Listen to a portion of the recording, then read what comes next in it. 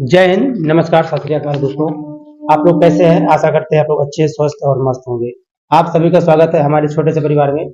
आज हम लोग शुरू करने वाले हैं प्रकाश का चैप्टर, जो लगभग लगभग हर कॉम्पिटिटिव एग्जाम में और हर बोर्ड एग्जाम में देखने को मिलता है। तो आप लोग दिल लगा करके ध्यान से इस वीडियो को पूरा शुरू से अंत तक देखिएगा, ताकि आपको हर एक बात, हर एक कॉन्सेप्ट समझ में आए। तो देर ना करते हुए शुरू करते हैं हम लोग।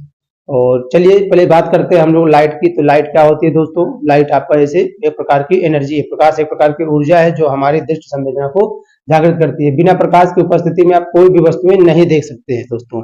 अगर लाइट नहीं होगी तो हमें दुनिया दिखाई ही नहीं देगी, समझे कि नहीं? जैसे आसमान का रंग कैसा होता है?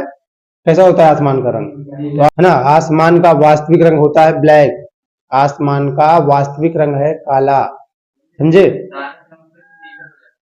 तारा चमकता है तो नीला नहीं हो जाता है। तारे कई कलर के होते हैं। वो तारे का स्टेज होता है, वो किस स्टेज पे है, तो किस स्टेज पर वो किस रंग का होगा, ये उसका स्टेज डिसाइड करता है। मतलब किस अवस्था में है, कलर उसका स्टेज डिसाइड करता है। खैर, यहाँ पे देखिए आज हम लोग पढ़ने वाले हैं प्रकाश। तो प्रकाश से संबंधित कुछ चीजों को हम लोग देखते हैं। पहले लिखा है, हेडिंग बनी आप लोगों की, हेडिंग बना लीजिए, प्रकाश संबंधी कुछ प्रारंभिक तथ्य। तो लिखिए थोड़ा से, चलिए, प्रकाश संबंधी कुछ प्रारंभिक तथ्य लिख लीजिए इसमें भाई।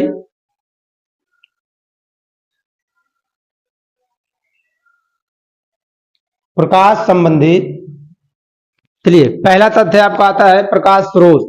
क्या है भैया? प्रकाश स्रोत। हेडिंग बना लीजिए जल्दी से, प्रकाश स्रोत, सोर्स ऑफ लाइट। प्रकाश स्रोत मतलब सोर्स ऑफ लाइट। क्या है सोर्स ऑफ लाइट? इसमें लिखिए फटाक से।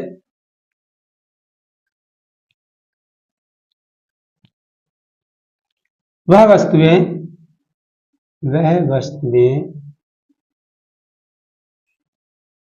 जिनसे प्रकाश उत्पन्न होता है, वे वस्तुएं जिनसे प्रकाश उत्पन्न होता है,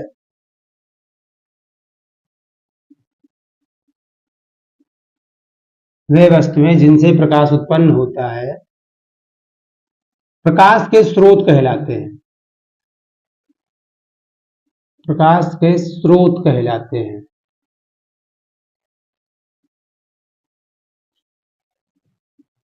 वे वस्तुएं जिनसे प्रकाश उत्पन्न होता है प्रकाश के स्रोत कहलाते हैं।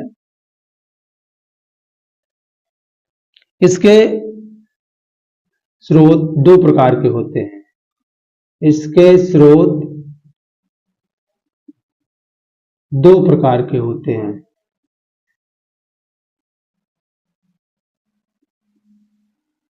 इसके स्रोत दो प्रकार के होते हैं। कौन कौन से भैया? नंबर एक, प्राकृतिक स्रोत। नंबर दो, कृत्रिम स्रोत।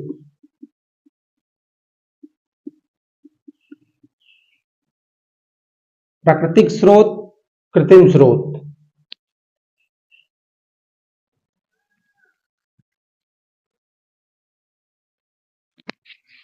देखिए, प्रकाश के स्रोत मतलब प्रकाश कहां कहां से डेवलप किया जाता है, कहां कहां से उत्पन्न होता है। प्रकाश जैसे आपका मोमबत्ती से प्रकाश निकलता है, टॉर्च से निकलता है, और आग जलाने पर भी प्रकाश निकलता है, नहीं निकलता है ना? तो भी कहने का मतलब जहां से हमें प्रकाश प्राप्त होगा उसी को हम लोग कहेंगे सोर्स ऑफ लाइट, प्रकाश का स्रोत, है ना? वह वस्तुएं जिनसे क्या हो, प्रकाश उत्पन्न होता है, प्रकाश के स्रोत कहलाते हैं। और ये स्रोत दो प्रकार के होते हैं। नंबर एक, प्राकृतिक स्रोत। नंबर दो, कृत्रिम स्रोत। प्राकृतिक स्रोत मतलब जिसे प्रकृति ने स्वयं बनाया है, जिसे इस नेचर ने स्वयं बनाया है। जैसे सूर्य, सूर्य किसी व्यक्ति ने बनाया क्या? नहीं ना, किसने बनाया है? इस प्रकृति ने बनाया है, इस नेचर ने बनाया है, इसलिए ये प्राकृतिक स्रोत हो गया। और तारे, तारे जो देखते चमकते हुए, वो भी क्या है? प्राकृतिक स्रोत है, नेचर ने खुद बनाया है उनको। और जुगनू, जुगनू देखते हो ना, जुगनू भी क्या है? एक प्राकृतिक स्रोत है। कोई इंसानों ने जुगनू को नहीं डेवलप किया है, नहीं बनाया है। इन सब से, सूर्य, तारे, जुगनू, इन सब से प्रकाश मिलता है। मिलता है प्रकाश, इसलिए क्या कहलाएंगे? प्राकृतिक स्रोत।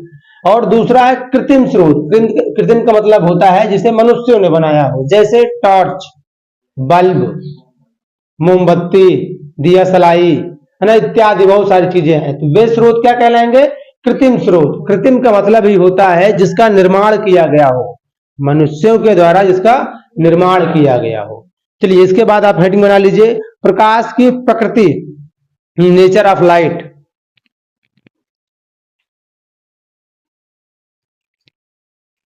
देखिए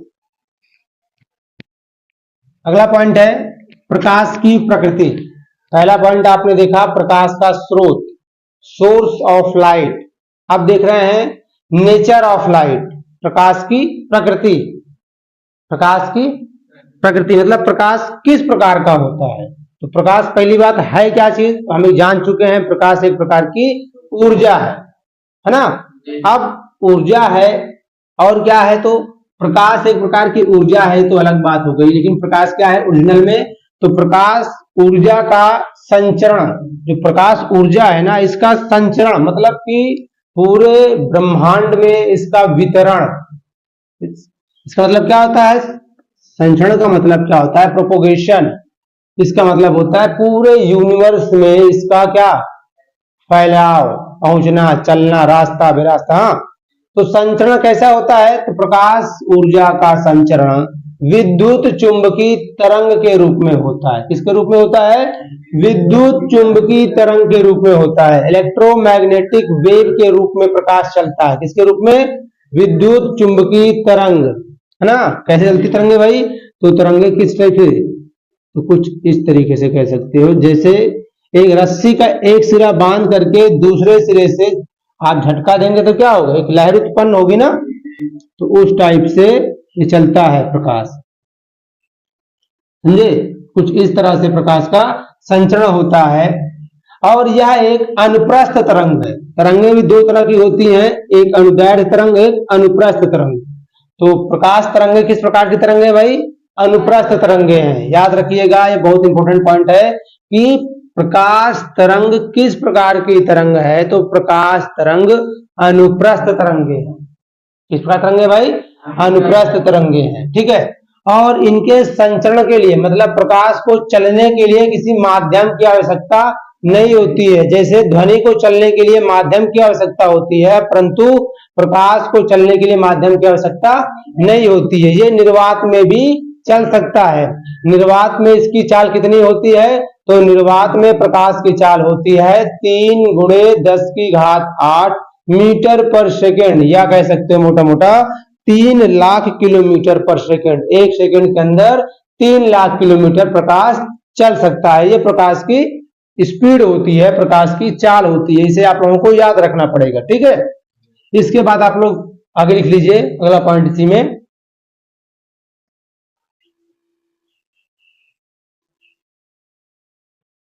देखिए विद्युत चुंबकीय स्पेक्ट्रम में प्रकाश की जो तरंगदैर्घ्य का परिसर होता है, जो रेंज होता है, वो होता है 4000 एंगस्ट्रॉम से 7000 एंगस्ट्रॉम तक, ठीक है। तो प्रकाश का जो क्षेत्र पाया जाता है, प्रकाश तरंगों का जो क्षेत्र पाया जाता है, वो मिलता है आपका पराबैंगनी क्षेत्र और अवरक्त क्षेत्र के मध्य। समझे कि नहीं? जब आप विद्युत चुंबकीय स्पेक्ट्रम खींचते हैं, जैसे समझिएगा, इस पढ़ा था भाई। देखो इसमें जो बातें लिखी है प्रकाश की प्रकृति, ये हेडिंग कौन सी है? प्रकाश की प्रकृति। प्रकृति का मतलब नेचर, प्रकाश नेचर मतलब ये वाला प्राकृतिक नहीं, है ना। नेचर प्रकाश का स्वभाव कैसा है? तो प्रकाश का स्वभाव कैसा है? प्रकाश का स्वभाव विद्युत चुंबकीय तरंगों के जैसा है। कैसा है भाई? विद्युत चुंबकीय तरंगों के जैसा है। और एक्चुअल में प्रकाश कौन सी तरंग है? तो प्रकाश आपकी अनुप्रस्थ तरंग है। किस प्रकार तरंग है भाई? अनुप्रस्थ तरंग दो तरह की होती है, एक होती है अनुदैर्घ्य, एक होती है अनुप्रस्थ। एक ट्रांसवर्स वेव, एक लॉन्गिट्यूडनल वेव, ठीक है। तो प्रकाश कैसी तरंग है? अनुप्रस्थ ट्रांसवर्स वेव है। और प्रकाश को चलने के लिए किसी माध्यम की आवश्यकता नहीं होती, मतलब इस प्रकाश को चलने के लिए किसी वाहन की आवश्यकता नहीं, किसी गाड़ी की आवश्यकता नहीं होती है, वो अपने आप चल देता है। इसलिए कहते हैं आप लोग भी स्वतंत्र बनिए प्रकाश की तरह, है ना, फ्री, किसी के ऊपर डिपेंडेंट न रहे कि हाँ वो कोचिंग आएगा या वो स्कूल जाएगा तब हम जाएंगे स्कूल। तो किसी पर डिपेंडेंट होने की आवश्यकता नहीं है, कहीं पर भी किसी भी रूप में अपने को क्या करना है, पहुंचना है। तो चलिए आगे, प्रकाश का जो चुंबकीय क्षेत्र में अगर हम देखेंगे, आप एक बार रेंज देख लें। मान लो कि ये आपका स्पेक्ट्रम बना रहे मैंने, समझिएगा ध्यान से। ये आपका स्पेक्ट्रम है, इसमें जो सबसे पहले स्पेक्ट्रम आपका आता है या विद्युत चुंबकीय तरंगें जो आती हैं वो आती है कॉस्मिक किरणें। कौन सी?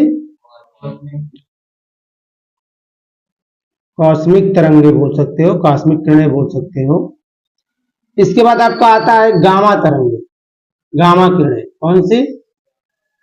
गामा किरणें।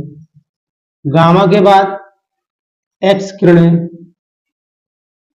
ठीक है, कौन सी? एक्स किरणें। एक्स के बाद आपका आता है पराबैंगनी किरणें। कौन सी? पराबैंगनी के बाद आपका आता है दृश्य। दृश्य का मतलब जो हमें दिखाई देती हैं, ये तरंगे हमें दिखाई नहीं देती हैं, समझे कि नहीं? ये तरंगे हमें विजुअल नहीं है। फिर दृश्य तरंगे आ जाती हैं। दृश्य तरंगे के बाद आपका आता है अवरक्त तरंगे। कौन सी? इंफ्रारेड बोलते हैं, अवरक्त तरंगे। अवरक्त के बाद आपका आ जाता है सूक्ष्म तरंगे, ठीक है, कौन सी? सूक्ष्म तरंग। सूक्ष्म तरंग के बाद आपका रेडियो, वीडियो, ऑडियो, इस तरह की तरंगे आती रहती हैं। मतलब इधर की जो तरंगे दृश्य प्रकाश से आप देखेंगे, मिडिल में दृश्य प्रकाश के बाईं ओर चलेंगे तो जो भी तरंगे मिलेंगी इनकी ऊर्जा ज्यादा होती है। इनकी ऊर्जा क्या होती है? बहुत ज्यादा होती है, ज्यादा नहीं, बहुत ज्यादा ऊर्जाएं होती हैं।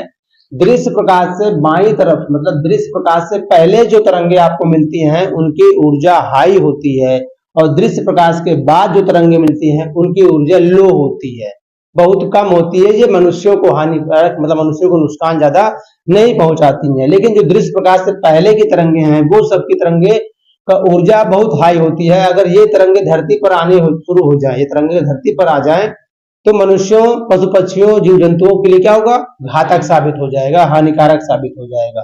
इसलिए पराबैंगनी किरणें, एक्स किरणें, गामा किरणें, ये सभी प्रकाश किरणें सूर्य के प्रकाश में होते हैं। जब सूर्य से प्रकाश निकलता है तो कॉस्मिक किरण भी निकलती है, गामा किरण भी निकलती है, पराबैंगनी किरणें भी निकलती हैं, एक्स किरणें भी निकलती हैं, दृश्य प्रकाश भी निकलता है, इंफ्रारेड भी निकलती हैं।